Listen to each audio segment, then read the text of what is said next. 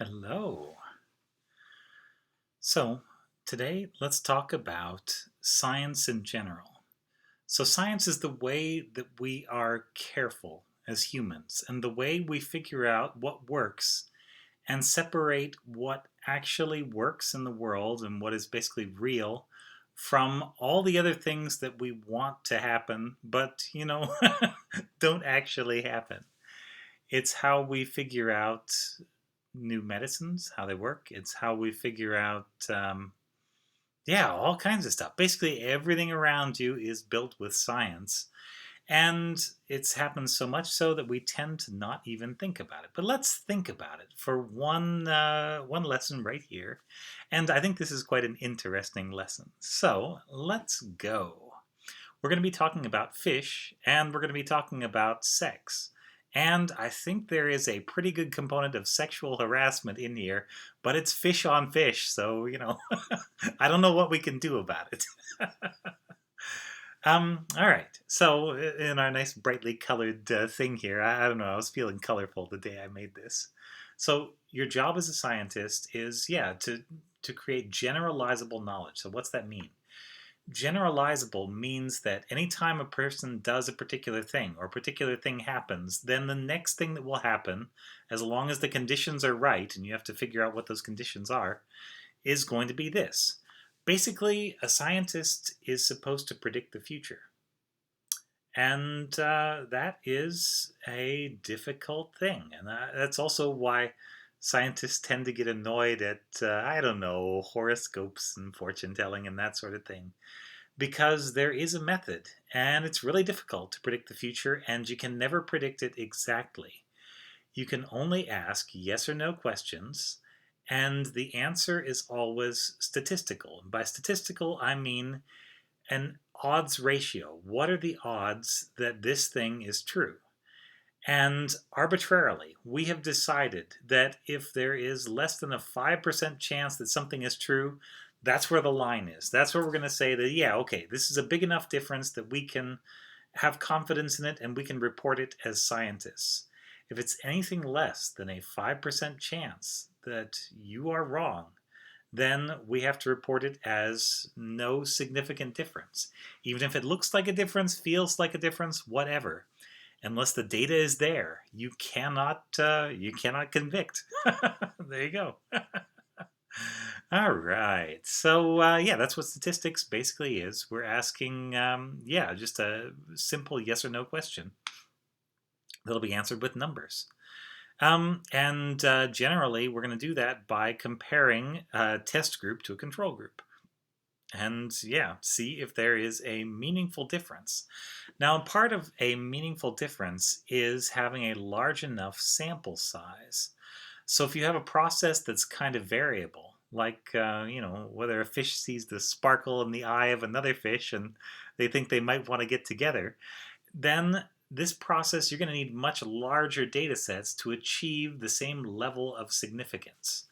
But if you have a process that is absolutely rigorously exactly the same every time, there's kind of no thinking or feeling element involved in it, then it's possible to get significant differences based on smaller actual differences.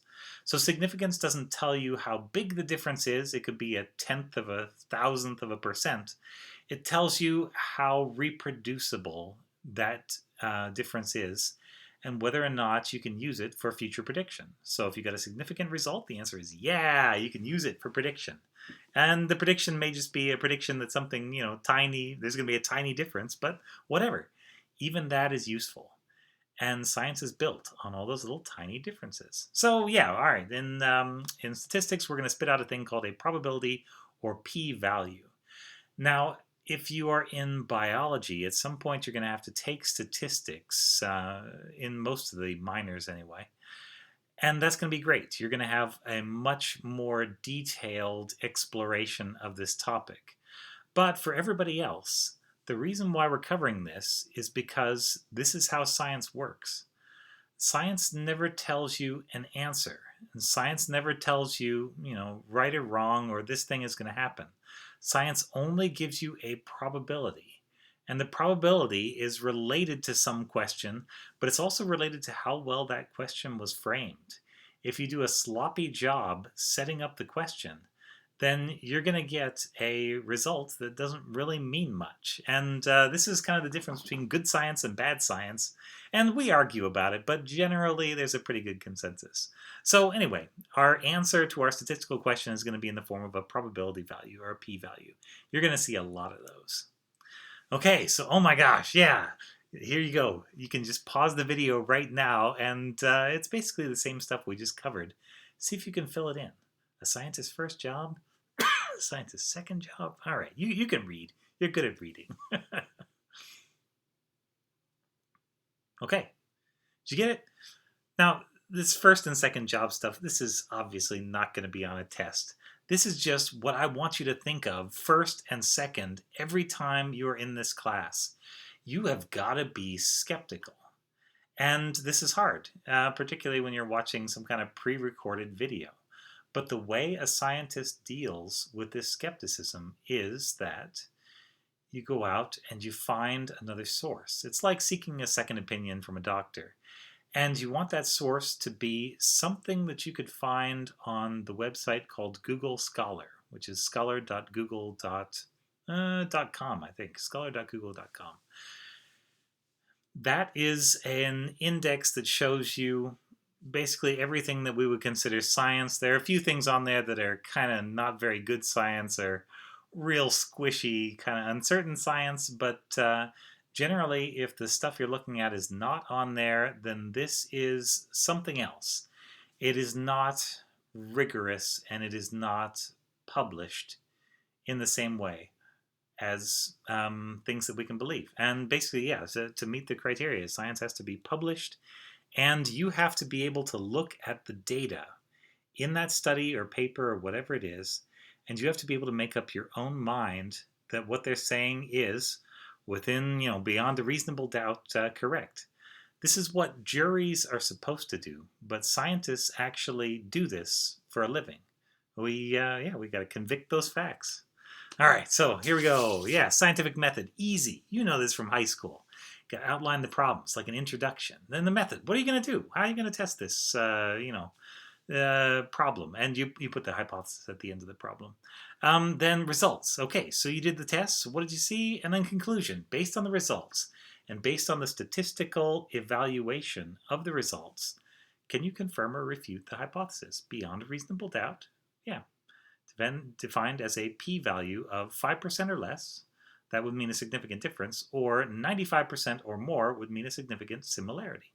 And if you did that, you added something to human knowledge. Good job.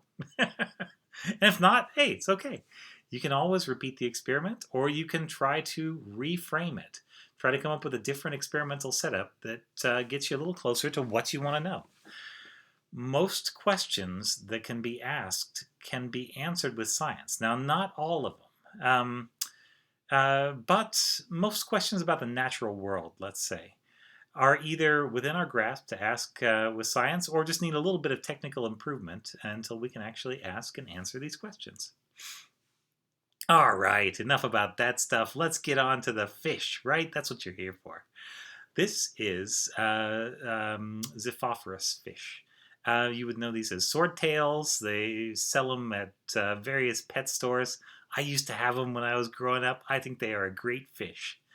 And what we're looking at here is a case of sexual selection, or rather, we're trying to answer a mystery. And the mystery is, why does the male swordtail have a sword? And it turns out to be probably related to the question of, why does a male peacock have that gigantic tail? Or, think of something else ostentatious in nature. Why do some bucks have gigantic horns that are probably an actual detriment to their survival? They're answers to these things, or rather, these are questions that we can at least address with science, and then we'll see if we get a good p-value or not. And so what this study is looking at, and this is from Proceedings of the National Academy of Sciences, and if you were to open up the PowerPoint, you would see a link to it right under there, but it looks like my little window has kind of covered it up. Oh well. But yeah, they're looking for They're trying to see whether or not female preference has shaped male bodies, basically, in this particular fish. Yeah.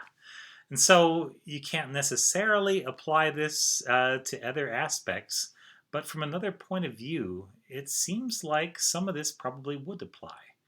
Because consider yourselves. Yeah, I don't know you. I can't see you through this computer screen, but you are the result of two people who got together and thought they were pretty nice, and yeah, boom, here you are. And you go back to your grandparents and great grandparents, all the way back. There was choice involved, and where there's choice, there's selection. And all we're talking about here is selection. Basically, which fish do you mate with? Which fish do you not mate with? That's the big question. And they're not thinking about it at that level, but the biology is kind of happening at that level, and selection, we think, can operate at that level. So it's kind of neat. So let's go watch some fish porn. That's basically what we're going to be doing in this paper. Okay, so underneath here, and I think, again, if you go through the slides, it has these things pop up in different orders. But what I've done is blown up the particular part here. So they're outlining the problem, and they're saying that the way that, scientists tend to use this really condensed language.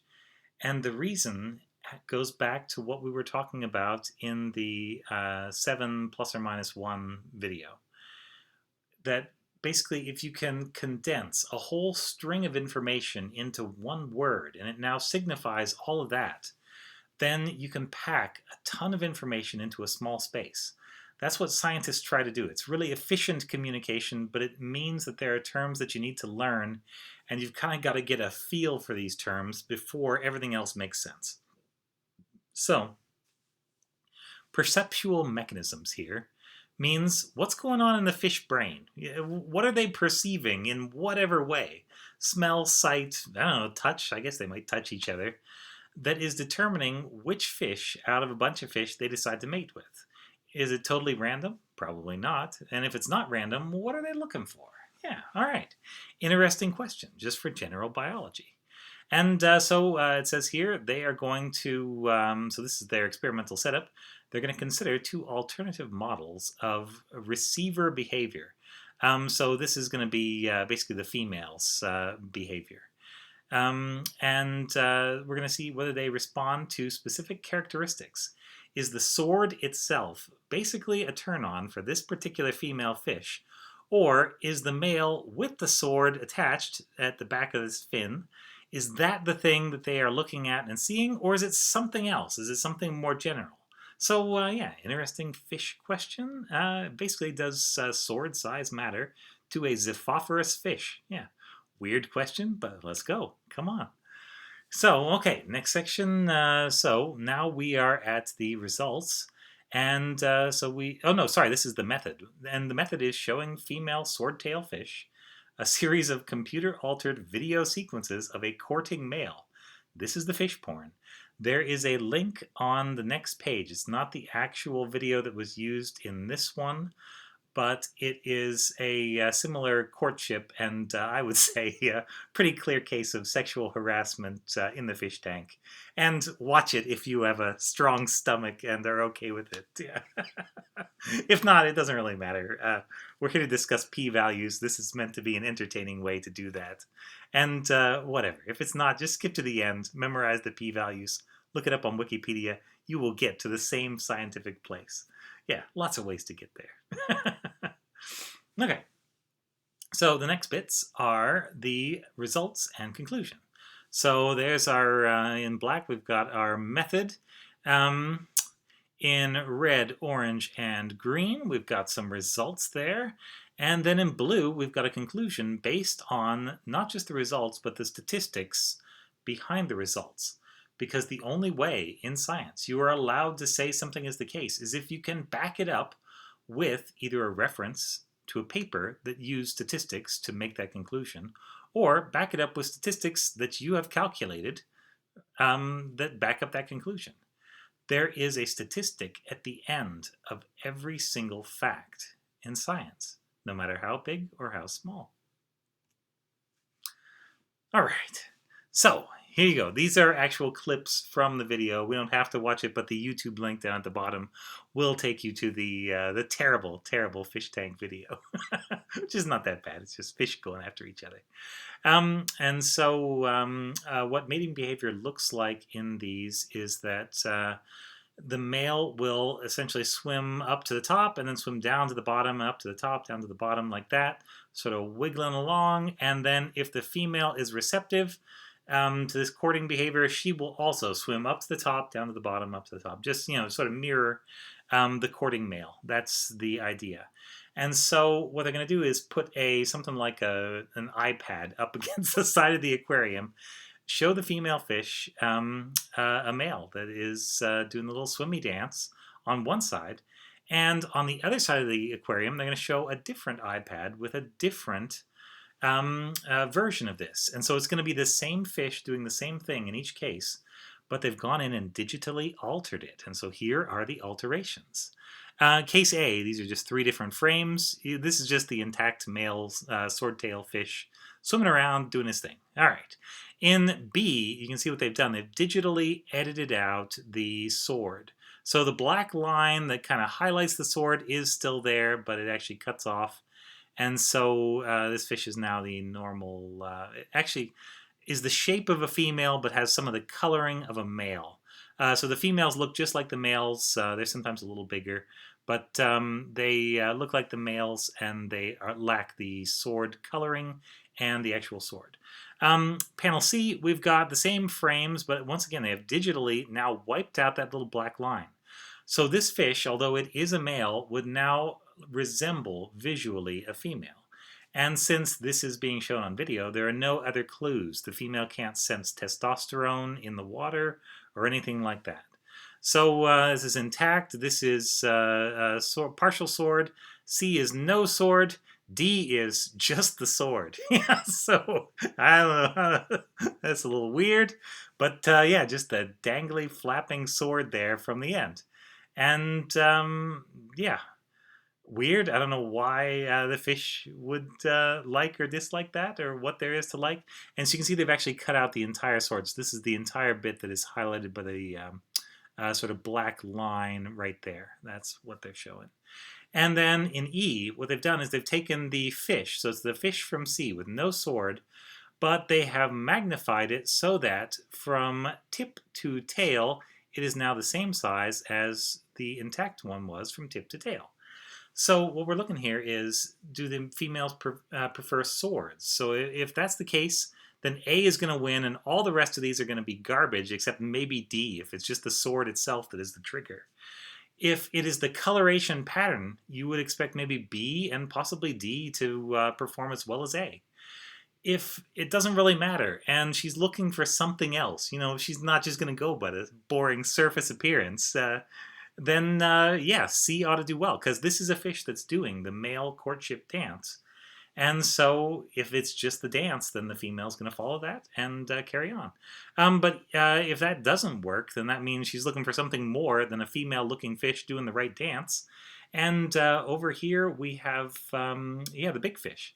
And so if this one does well, like similarly or better than this, then it means that the female is basically looking for a bigger fish. She's not after the sword. So, all right, let's see. Let's see. So here are the nice little graphs. I like the way these graphs are done because they've got a little picture at the bottom that shows you exactly what they're testing so that you don't have to go back and look things up. I think that helps. And I have pulled from the paper the section that lists the statistical values, and I put them here on the thing just so you can see it. So, statistics ask that question. Are these two piles of data the same? And we're answering this question in the form of a percent likelihood. And if the answer is less than 5% chance that they are the same, then we would write that as 0.05, because that means 5 out of 100, or 5%. And at that point, if it's 5% or lower, we can say they are significantly, that's the only time we can bust out that word, different. And to a scientist, if you say something is different, it means significantly different. You can't use significantly just to mean more In science, that will not cut it. You will get your paper slapped down real hard if the referees are paying attention at all, which you hope they are. Yeah. All right. So over here we're comparing intact little fishy to fishy minus the sword, digitally edited off. And so the female fish is being shown both of these at opposite ends of the aquarium, and what they're measuring is how much time Ms. Fish is spending on this side versus this side. And you can see she spends almost all of her time over on this side, very little time on this side, and so they're using that as their marker. Female fish is preferring to hang out with male with a sword. So, okay, fine. Go on to the next one. So now they're testing intact versus the sword is missing and erased. And you can see it looks about the same. She is very much preferring intact Xiphophorus helleri fish. And in both of these cases, our p-value is less than 0.02. And so take a minute and think. Is this a significant value or is this a not significant value? So what do you think? I think it's significant. All right, so yeah, I hope you got there too.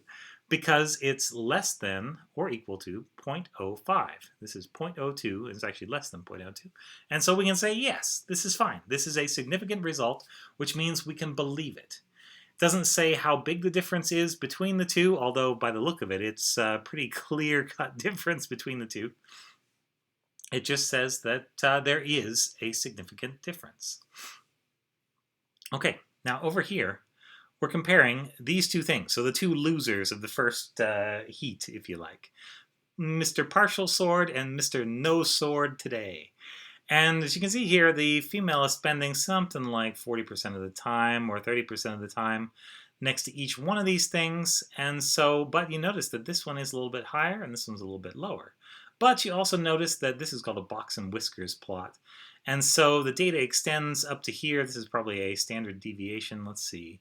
Median, lower edges, and 25 and 75% values for the data. So we're trying to sort of center in on where the middle of the data is, and this will be the median value right here. And so, oh, sorry, that's the 90% and 10%. This is the 75 and the 25%. But our difference right there is P is less than 0.064. What does that mean? Is this a significant difference or is this not a significant difference? I'll wait. So did you get it? Did you figure it out? Our question is this value less than 0.05? And if it's less than 0.05, we can say these things are meaningfully different. Our value is less than 0.06, which is not less than 0.05. So it means that although it looks like there's a difference here, the difference is not big enough to be meaningful. Now, as a scientist, what you can do is you can go back and repeat the experiment over and over and over again. And if you repeat it enough, you may find that there is a difference. You may find that the female does prefer partial sword over no sword, but in this case, based on the data we have, you cannot make that conclusion. And so right there, we've got a scientific ethical choice. How many times do you repeat the experiment until you are confident in the data? And there are statistical ways. There's a thing called a z-test that you can actually do to try and figure out what the right number of tests to do would be. But ultimately, this comes down to the scientists. And you'll notice that some people are more careful and some people are less careful. And as scientists, we like the careful ones because that's what science is. Science is a codified way of being careful and coming to the right answer. All right, more tests. Oh my gosh, this Olympics is getting weirder and weirder. Intact versus just the sword. So I would have thought that this would have a much bigger difference. But as you can see here, the difference is only less than 0.05. So is this significant? Yes, barely.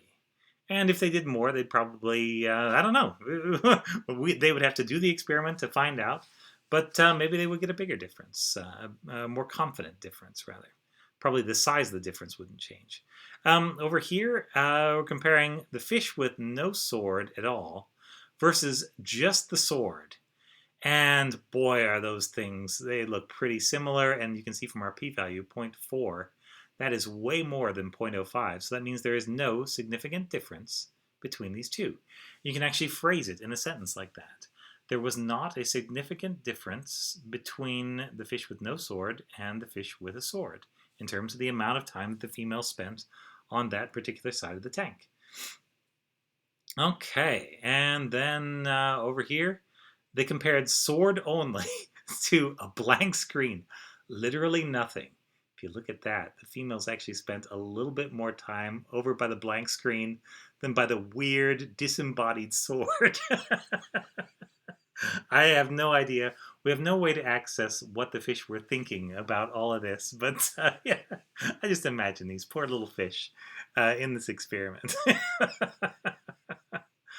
And then, so the difference is not significant. So there was no significant preference of a sword versus nothing at all, which kind of tells you that the sword is probably not the trigger.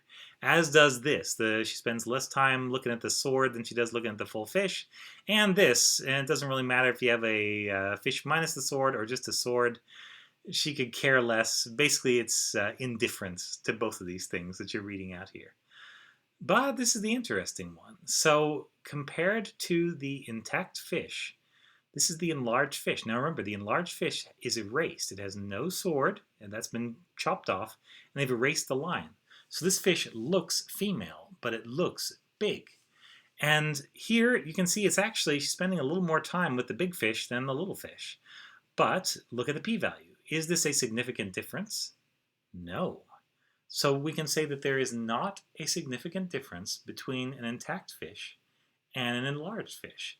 But we know that there was a significant difference on the last side between an intact fish and that same fish, but at just regular size. So it means that enlarging the fish all of a sudden makes it more appealing to the point where it is as appealing as the intact male fish. And so from this, we can conclude that the female Xiphophorus swordtail fish is not looking for a sword or a big sword on the fish per se. It's looking for a big fish. The idea here, and again, we're putting this into human terms, so this is not what the fish is thinking, because who knows what a fish is thinking. But the idea here would be that a larger fish might be able to pass on genes that would make larger children. That's like the reasoning. That's entirely human. The statistics don't tell us anything about that, but that's the story we're going to put around this that kind of helps it make sense to people. But yeah, here we go. We have learned both statistics and something about fish, I think. All right, so there we go. Now, if you're interested in doing science, ordinarily I would say, boy, sign up for some research projects. Everybody in the department does them. And I'm just putting up some pictures of some of the people that have helped out with some of mine over the years. And all of these have led to publications where these people are actually part of the permanent scientific record now, which is kind of a cool thing. Because we have all the papers back to, like Isaac Newton days. This is one of the few things that humanity has deemed worthy of preserving. And so a scientific paper is saved in multiple forms, and at least if you get it into a decent journal, it's probably going to outlast a lot of the paintings in museums. This is part of the permanent human record, so that's kind of neat. Here's some others. These are some of the things that I do. I like looking at viruses. I'm a virologist. And Katie was helping me with these. And let's see, Alex is this guy. This is, actually, no. This is not Warren. This is Luke. There we go. Yeah.